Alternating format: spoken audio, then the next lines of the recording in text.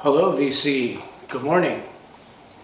Coming to you again from the studio and here today to talk about this record. I've reviewed a few, or not reviewed, talked about a few of these original source, and if you've seen the other videos you probably know there's some of them I didn't like so much. I feel like this is the one I've been waiting for the whole time. This album, just straight out the gate, sounds fantastic, incredible. And I'm gonna compare it against, I think, 8-9 other versions of this that I have. I really love Symphonie fantastique by Berlioz. It's one of the more pseudo-psychedelic pieces in the classical canon, and then at the end, you know, just all hell breaks loose, and it has a beautiful slow movement, and it kind of just has everything that you would want. I'm going to try and stick mostly to the sound of it and not really get into the history of the piece or what each movement is about. For that, you could check out a really great article in the Tracking Angle by Mark Ward. He's far more of a historian than I am, and his article is really, really well written and all-encompassing, and I highly recommend you check that out if you want the history of the piece. So the first thing I noticed about this Ozawa version with Boston is the hall just sounds better. And other than that, you know, it was recorded and produced by Thomas Maury, who did a lot of the 70s Deutsche Grammophon albums that are recorded in quad. And he actually produced all 3 albums that are going to come out next in the Steinberg box for the original Source series. And that has Steinberg's Holst the Planet, Strauss's Zarathustra, and a Hindemith piece, can't remember exactly what that is right now. And those are recorded in Boston too. And Steinberg was the director at Boston before Ozawa came in. So just going off of the sonics of this release, I'm really, really looking forward to that box set that's going to be coming out in like a month or 2. And so aside from recording those, Thomas Maury also recorded, in my opinion, some of the greatest Deutsche Grammophones that I have in my collection, and they're these records that were done in partnership with Acoustic Research, the speaker company. I actually had some AR-3As and I had some AR-5s years ago, great speakers. There's 5 records in this collection. I'm just showing you these couple really quick. So Thomas Maury produced these as well, and they were engineered by Mark Abort. This is more contemporary. This is actually called Acoustic Research Contemporary Music Project. These sound fantastic. Could highly recommend them if you're into contemporary music. Not everyone is. And so Mark Abort also, if you've been digging around for records as long as I have, you're bound to have come across these albums, the None Such Spectrum series. That was Ioannis Xenakis. This is a Charles Dodge album. So these were all engineered by Mark Abort. And these, I think, are probably the definitive 70s collection of contemporary music. These, for the most part, almost all of them sound fantastic. Like there's records in this series that would be in my like top 100 best sounding albums. And interesting, these records were also all mastered at Sterling Sound by Robert Ludwig. So I'm sure that has something to do with them all sounding so fantastic. Probably I will do a video on that whole None Such series. I've been collecting it for years and years, and I have all of them, so I might try and go through and give them a listen and see what I come up with, like maybe 10 of my favorites. Okay, into the records. The first one I'm going to show is Stokowski with the New Philharmonia Orchestra. It's This one's on Decca Phase 4.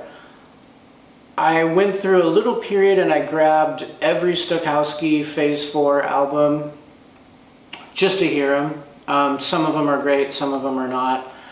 I don't mind Phase 4 as much as some people. It's really just, instead of having 7, 8 microphones, there's really spot mics down in every section, and then mixed. So it's almost more of a studio record sound than a live orchestra sound where the conductor is really controlling the dynamics. It's more up to the engineers, I suppose, which I don't love, but I don't mind it either. Saying that though, you know, all the instruments are like obviously really isolated and you can hear them really well.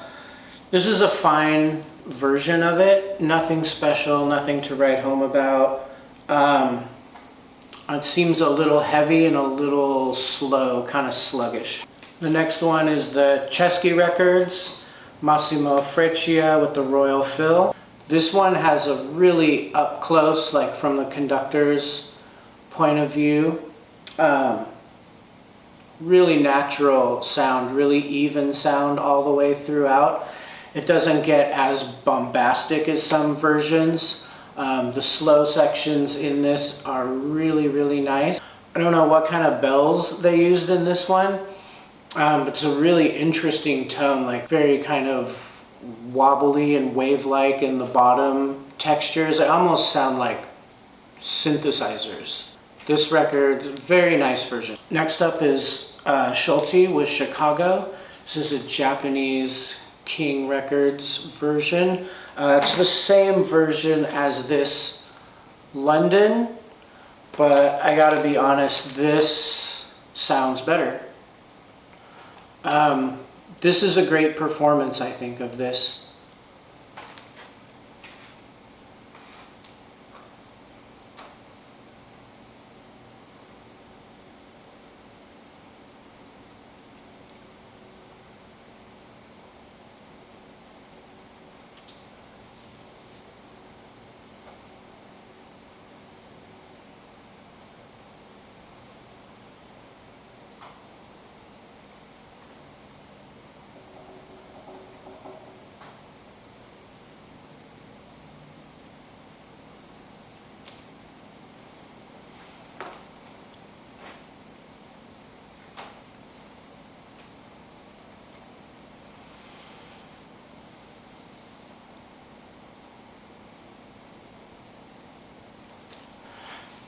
This one has a really, really beautiful string tone on it. I mean, you can really hear the sections, you can really hear the bows on the strings, so warm and nice. This one, the percussion is great, but it's really more mid-bass sounding. There's no real like low sub-bass punchiness out of the bass drum like a lot of the other versions.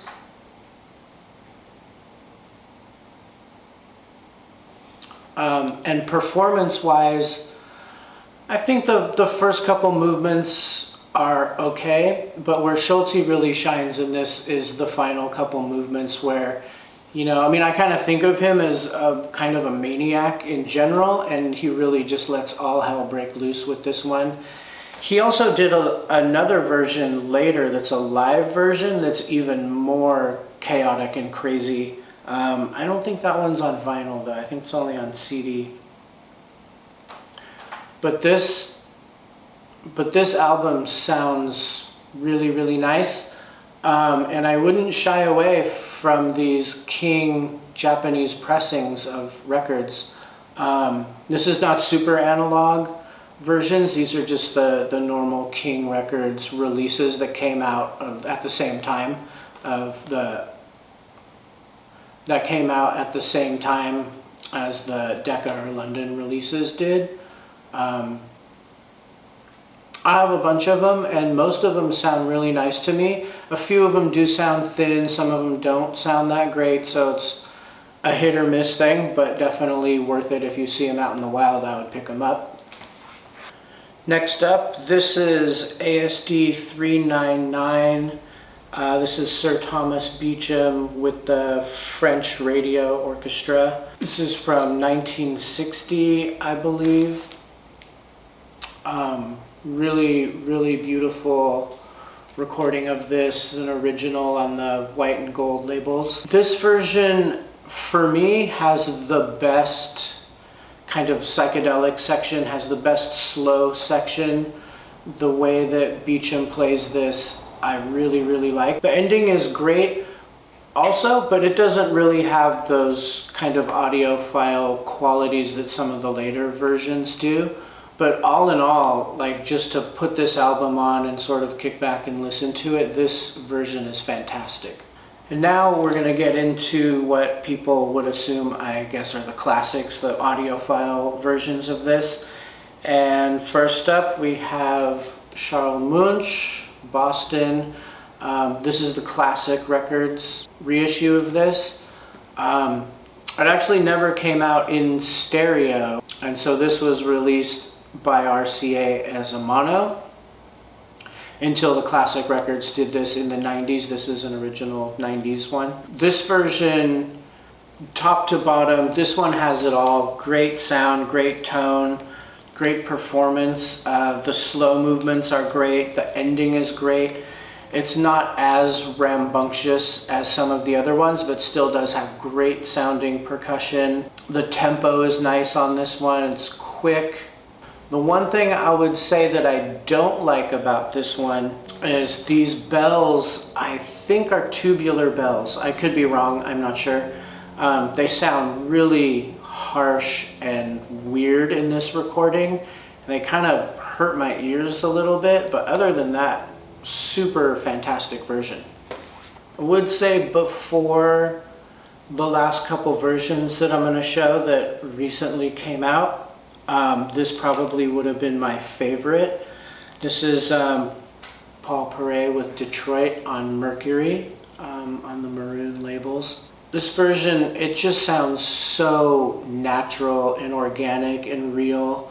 This sounds like I'm right there watching a performance.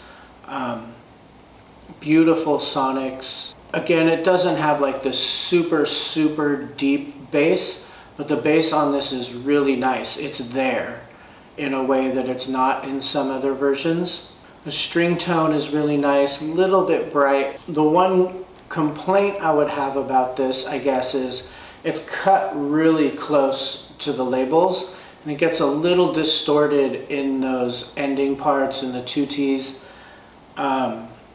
The really dynamic sections are just a little bit blown out, and I think it would be really fantastic if someone, Chad or someone, did a 45 of this, you know, on 2 albums. I think it's scrunched on there too tight, which actually makes me think someone should do an all analog from the tapes series of these Mercuries. That would be incredible. So if you're looking for just the ultimate audiophile, crash, bang, boom, shake your house, wake the neighbors version of this piece, this is totally your version. The next one is another release I just got from the reissues at Analog Productions. This is Sir Eugene Goossens with the LSO. This is from the Everest Magnetic Tape series, which originally was put out by Classic Records. And I have some of the Classic Records versions, and I think these Analog Productions ones just blow them away for whatever reason. And double 45, they come, if you have any of the double 45 classics, you know, they just printed the same jacket twice and put one record in each. But this one, they actually made like a second sleeve inside. And, you know, these are all like Stoughton, like very thick cardboard. Very excited for more of these. I think they just put out 5 of them, and I believe there's 10. I ordered a few of them, and sonically, these sound so fantastic.